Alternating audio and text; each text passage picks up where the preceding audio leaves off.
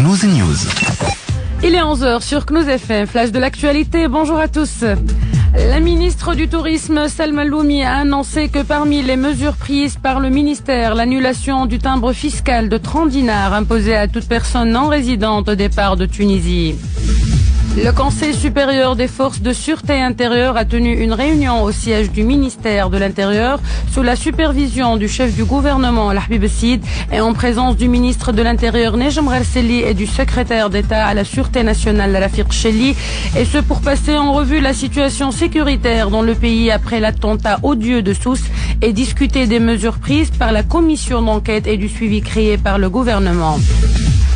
Le tribunal de première instance de Tunis accueille mardi 30 juin 2015 le procès des suspects dans l'assassinat du secrétaire général du Parti des Patriotes démocrates, le martyr Chokri Belaïd. 30 accusés comparaissent à la barre. Les militants du Front populaire se sont rassemblés en scandant des slogans demandant justice et en exigeant la convocation de l'ancien ministre de l'Intérieur au moment des faits à l'El Araïd.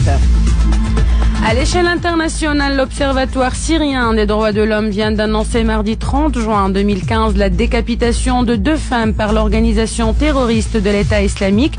Il s'agit des premières décapitations des civils de sexe féminin.